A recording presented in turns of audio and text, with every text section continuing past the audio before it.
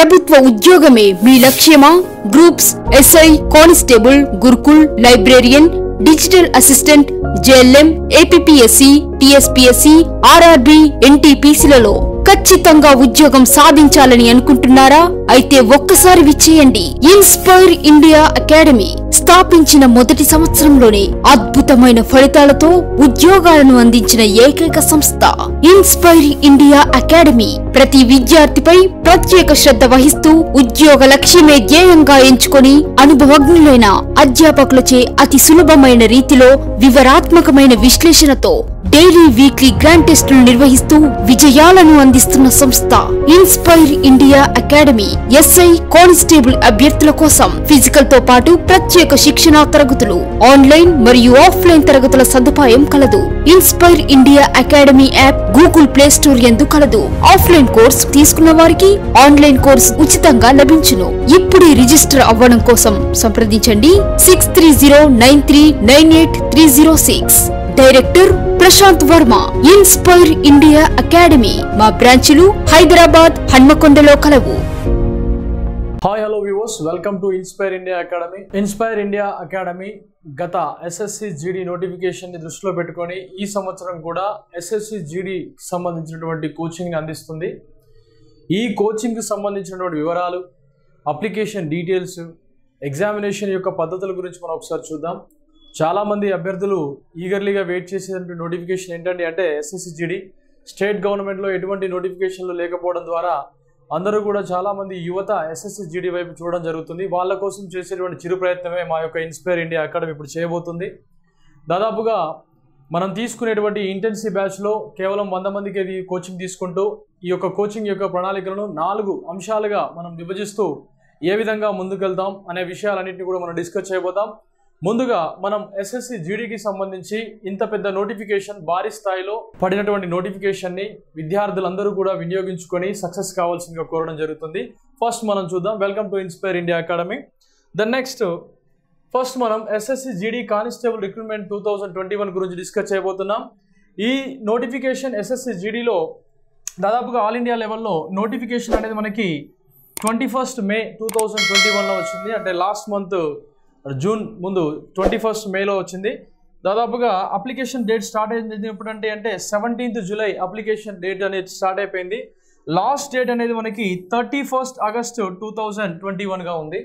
అంటే application date అనేది already start అయిపోయింది. అంటే అప్లికేషన్ డేట్ స్టార్ట్ అయిపోయింది కాబట్టి ఎండింగ్ మాత్రం నెక్స్ట్ మంత్ 31 వరకు ఉంది. అభ్యర్థులు ఎవరైనా సరే ముందుగా అప్లై చేసుకోవడానికి ట్రై చేయండి. ఇందులో చాలామంది పెండింగ్ పెట్టి తర్వాత అప్లై చేద్దామని చూస్తారు. అటువంటి పని ఎప్పుడు చేయకండి. మీకు ఇంకేమైనా వివరాలు కావాలంటే ssc.nic.in వివరాలకు మనకు వెళ్తే పూర్తి వివరాలు వస్తాయి. మనం ఇప్పుడు ఈ ఎస్ఎస్సిలో దాదాపుగా జనరల్ డ్యూటీ పర్పస్లో మనకు వచ్చేటువంటి ప్రియారిటీ ఆఫ్ ఆర్డర్ ఎలా తీసుకోవాలి అని చాలామంది అడిగారు. మీరు అప్లికేషన్లో ఫిలప్ చేసేటప్పుడు ఫస్ట్ ప్రియారిటీ సిఐఎస్ఎఫ్కి ఇవ్వండి, సెకండ్ ప్రియారిటీ సమస్త సీమా బల్ ఎస్ఎస్బికి ఇవ్వండి, థర్డ్ ప్రియారిటీ ఇండో టెబాటియన్కి ఇవ్వండి.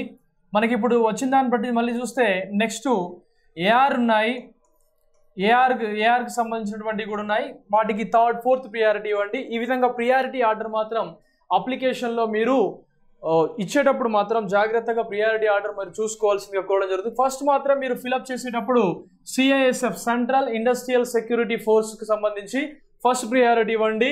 సెకండ్ ప్రియారిటీ సమస్త సీమా బల్కి సంబంధించి సెకండ్ ప్రియారిటీ ఇస్తే మీకు సరిపోతుంది. ప్రియారిటీ ఆర్డర్ అనేది అప్లికేషన్ మనం ఫిలప్ చేసేటప్పుడే చూసుకోవాలి.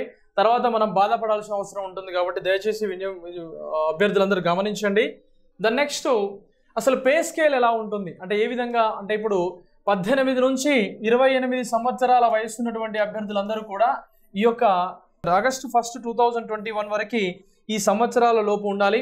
దీనికి ఉన్న వాళ్ళందరూ కూడా ఎలిజిబుల్గా ఉన్నారు. 18 నుంచి 23 సంవత్సరాల మధ్య ఉన్న వాళ్ళందరూ కూడా పే స్కేల్ దాదాపుగా 21,000 నుంచి దాదాపుగా అప్ టు 69,000 వరకు ఉంటుంది. దాని యొక్క పారామీటర్స్ వేరుంటాయి. మళ్ళీ నెక్స్ట్ ఇప్పుడు మీరు ఈ టోటల్ నెంబర్ ఆఫ్ వేకెన్సీస్ కనుక ఒకసారి 2021 నోటిఫికేషన్లో చూస్తే దాదాపుగా మనకు చాలా పెద్ద సంఖ్యలో నోటిఫికేషన్ ఉందండి. ఇందులో బిఎస్ఎఫ్ మాత్రం దాదాపుగా 75-45 అంటే 7,545 పోస్టులు బిఎస్ఎఫ్ కేటగిరీలో ఉన్నాయి.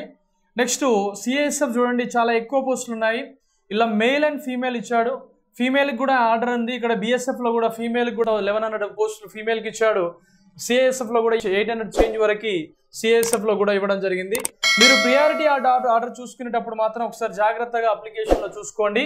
ఫస్ట్ ప్రియారిటీ మాత్రం సిఐఎస్ఎఫ్కి ఇవ్వండి, సెకండ్ ప్రియారిటీ ఎస్ఎస్బికి ఇవ్వండి, థర్డ్ ప్రియారిటీ వచ్చేసి ఐటీబీకి ఇవ్వండి, ఫోర్త్ ప్రియారిటీ అనేది ఏఆర్కి ఇవ్వండి, అండ్ ఫిఫ్త్ ప్రియారిటీ దీనికి ఇచ్చాక సిక్స్త్ ప్రియారిటీ బిఎస్ఎఫ్కి ఇవ్వండి. అంటే మీరు ప్రియారిటీ ఆర్డర్ని కూడా చెక్ చేసుకొని ఫామ్లో మీరు జాగ్రత్తగా ఫిలప్ చేసుకోవాల్సిందిగా కోరడం జరుగుతుంది. ఇందులో ఏ మాత్రం మిస్ అయినా కూడా మీరు రేపు జాబ్ వచ్చినాక అయ్యో నేను అది చూసుకోలేకపోయానే, అది చూస్ చేసుకుంటే నీకు ఇది వచ్చేది కదా అన్న ఒక ఉద్దేశం ఉంటుంది. కాబట్టి చాలామంది అభ్యర్థులు నిరుత్సాహపడకుండా ఫస్ట్ అప్లికేషన్ని ఫిలప్ చేసేటప్పుడే జాగ్రత్తగా ఇంటర్నెట్ పాయింట్లో కానీ మీ యొక్క మొబైల్ పాయింట్లో కానీ జాగ్రత్తగా మీరు ఫిలప్ చేసేటప్పుడు వివరాలు తెలుసుకోండి.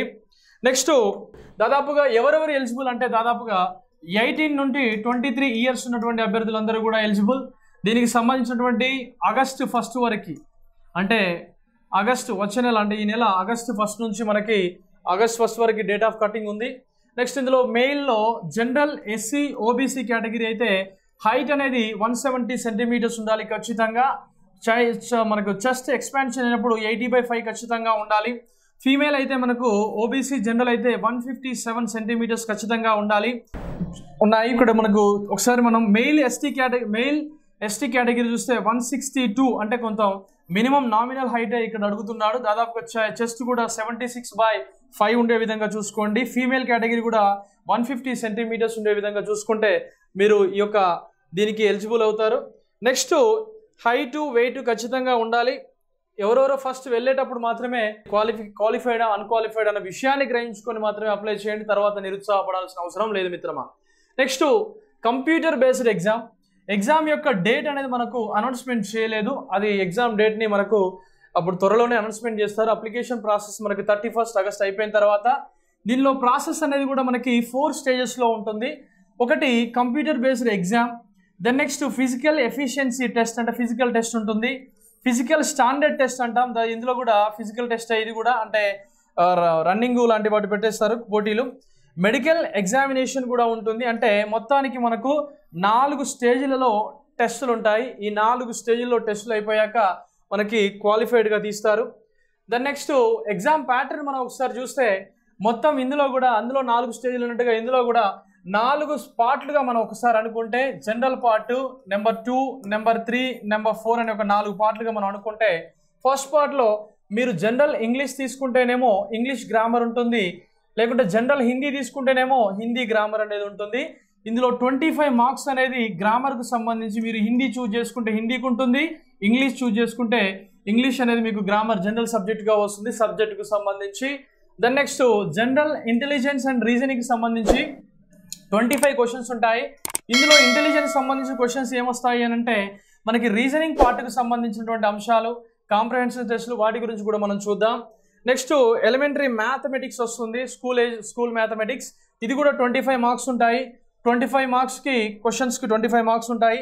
Next general knowledge, general awareness సంబంధించి 25 క్వశ్చన్స్ అండ్ 25 మార్క్స్ ఉంటాయి. 100 ప్రశ్నలు 100 మార్కులకు సంబంధించి ఈ ఇన్ఫర్మేషన్ అనేది మీకు పాస్ చేయడం జరుగుతుంది.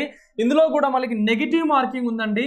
ప్రతి 4 ప్రశ్నలు మనం కనుక తప్పు చేసినట్లయితే 1 మార్కుని మనం కట్ చేస్తారు. అంటే 1 మార్క్ ఈక్వల్స్ టు 0.25 మార్క్స్ అనేవి మనకి కట్ అనేది కావడం జరుగుతుంది. అంటే నెగిటివ్ మార్కింగ్ సిస్టమ్ ఉంది కాబట్టి ఎగ్జామ్ని మీరు కనుక మంచిగా డెడికేషన్తో కనుక చదివితే ఈజీగా ఈవెంట్స్ క్వాలిఫై అయిపోయి మీరు ఎగ్జామ్ క్వాలిఫై అయిపోయి మీరు ఈవెంట్స్ క్వాలిఫై అయిపోతే ఈజీగా జాబ్ అనేది రావడం జరుగుతుంది. దాదాపుగా లాస్ట్ టైం అనేది రిక్రూట్మెంట్ అనేది ఎప్పుడో 2018లో నోటిఫికేషన్ పడితే 2021 వరకు కూడా చాలా మందికి జాబులు ఇవ్వడం జరిగింది. కాబట్టి అభ్యర్థులు మీరు ఫస్ట్ ఎగ్జామ్ యొక్క ప్యాటర్న్ని చాలా దృష్టిలో పెట్టుకొని ఎగ్జామ్ నుంచి బయటపడాలి అని మీరు ట్రై చేస్తే సరిపోతుంది. దీనికోసం ఇన్స్పైర్ ఇండియా అకాడమీ చాలా మోడల్ పేపర్స్ ఆల్రెడీ రెడీ చేయడం జరిగింది. దీనికి సంబంధించి పూర్తి ప్రణాళికతో ముందుకు పోతున్నాం. కాబట్టి మీకు ఖచ్చితంగా ఎస్ఎస్సి జీడీలో మేము ఉద్యోగం సాధించడానికి ఖచ్చితంగా మీకు జాబ్ కొట్టించడానికి మేము అన్ని విధాలా మేము సహాయం చేస్తాం. మేము కూడా కష్టపడతాం, మీరు కూడా కష్టపడితే సింపుల్గా సక్సెస్ అవ్వచ్చు. దెన్ నెక్స్ట్ మనకు హిందీకి సంబంధించి కానీ ఇంగ్లీష్కి సంబంధించి కానీ సిలబస్ మనం ఒకసారి చూస్తే ఏం లేదు. ఇక్కడ ఫస్ట్ మనకు గ్రామర్ అడుగుతాడు, నెక్స్ట్ కాంప్రహెన్షన్ అడుగుతాడు, వెర్బల్ ఎబిలిటీ నెక్స్ట్ వొకాబులరీ, అంటే మీరు హిందీ సబ్జెక్ట్ తీసుకున్నా కూడా ఇదే ఉంటుంది, మీరు ఇంగ్లీష్ సబ్జెక్ట్ తీసుకున్నా కూడా ఇదే ఉంటుంది. కాబట్టి దాదాపుగా మనకు నార్త్ ఇండియన్స్లో ఎక్కువగా హిందీ అనేది ఎక్కువ పట్టు ఉంటుంది. కాబట్టి వీళ్ళను రీచ్ అయ్యే విధంగా మనం ఇంగ్లీష్ని మనం టార్గెట్ చేసుకొని ఈ గ్రామర్ మీద మనం పట్టు సాధిస్తే మనం ఎక్కువగా మార్కులు సాధించడానికి అవకాశాలు ఉంటాయి. కాబట్టి మనం ఇందులో ఎక్కువగా గ్రామర్ మీద ఫోకస్ చేసి వొకాబులరీ మీద ఫోకస్ చేస్తే ఈజీగా బయటపడేటువంటి ఆస్కారాలు ఉంటాయి. దాదాపుగా మీరు నెగిటివ్ మార్కింగ్ కాబట్టి 25 మార్క్స్ ఉన్నటువంటి ఈ పేపర్లో మినిమం ఇంగ్లీష్లో మన తెలుగు రాష్ట్రాల్లో 18 మార్కులు సంపాదించుకున్నా కూడా దట్స్ ఎనఫ్ సూపర్ మార్క్స్ అన్నట్టు అవి మీకు అన్ని విధాలుగా హెల్ప్ అవుతాయి. దెన్ నెక్స్ట్ ఎస్ఎస్సి జీడీలో general knowledge and general awareness syllabus ఏమేమి వస్తాయంటే ఇండియన్ కాన్స్టిట్యూషన్, అంటే దీన్ని మన భాషలో పాలిటీ అని పిలుస్తాము. కల్చర్ అంటే ఇండియన్ కల్చర్ అంటే ఇండియన్ హిస్టరీకి సంబంధించిన కొన్ని బిట్స్ వస్తాయి. ఇండియన్ జాగ్రఫీకి సంబంధించినటువంటి బిట్స్ వస్తాయి. స్పోర్ట్స్ అంటే లేటెస్ట్గా ఇప్పుడు వచ్చేటువంటి ఒలింపిక్స్ మరియు లాస్ట్ టైం జరిగినటువంటి వింబుల్డన్ టోర్నమెంట్కి సంబంధించినటువంటి ప్రశ్నలు కూడా ఇందులో అడగడానికి ఆస్కారం ఉంటుంది. హిస్టరీకి సంబంధించినటువంటి ప్రశ్నలు వస్తాయి. ఎకనామిక్ సెన్సస్ అంటే బడ్జెట్కి సంబంధించి మరియు కేంద్ర రాష్ట్ర ప్రభుత్వాలు స్టార్ట్ చేసినటువంటి ప్లాన్స్ వాటికి సంబంధించినటువంటి తీసుకున్నటువంటి పథకాల గురించి కూడా వస్తాయి. జనరల్ పాలసీస్ వస్తాయి. నెక్స్ట్ సైంటిఫిక్ రీసెర్చ్ అంటే సైన్స్ అండ్ టెక్నాలజీకి సంబంధించి సైన్స్కు సంబంధించి కూడా కొన్ని ప్రశ్నలు వచ్చేటువంటి ఆస్కారం ఉంది. కాబట్టి ఇందులోపల మీరు 25 మార్క్స్కి అట్లీస్ట్ అయినా మీరు ఖచ్చితంగా ఉద్యోగం సాధించాలంటే 18 నుంచి 20 మార్కులు ఇందులో ఖచ్చితంగా సాధించవలసి ఉంటుంది అభ్యర్థులారా.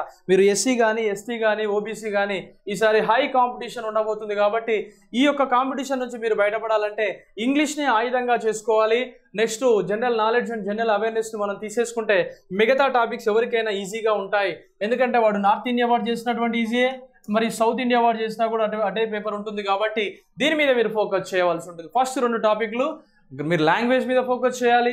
రెండోది ఏంటండి అంటే మీరు మనకు సంబంధించిన జనరల్ అవేర్నెస్ మీద ఫోకస్ చేస్తే సరిపోతుంది. Then next SSC GD elementary mathematics సిలబస్లో ఏమేమి వస్తాయంటే నెంబర్ సిస్టమ్ వస్తుంది, యావరేజ్ వస్తాయి, ఇంట్రెస్ట్ వస్తుంది, టైమ్ అండ్ డిస్టెన్స్కి సంబంధించిన ప్రశ్నలు, రేషియో అండ్ టైంకి సంబంధించి time and work, percentages, ratio and proportions, profit and losses, fundamental arithmetical operations, composition of whole numbers, discount, mensuration, decimals and fractions and relation between the numbers. అంటే ఈ ప్రశ్నల మీద ఎందుకు ఎక్కువగా అడిగేటువంటి ఆస్కారం ఉంది అంటే మీరు సౌత్ ఇండియా కానీ నార్త్ ఇండియా కానీ మనం ఏ ఇండియా అయినా సరే మనం ఖచ్చితంగా దీంట్లో ఫోకస్ చేస్తే మినిమం 20 మార్కులు ఈజీగా సాధించవచ్చు. అంటే చాలా బేసిక్ లెవెల్ ఆఫ్ ప్రశ్నలు ఇందులో వస్తాయి. కాబట్టి గుర్తుంచుకో, ఇలా ఈజీగా మనం స్కోర్ చేయొచ్చు.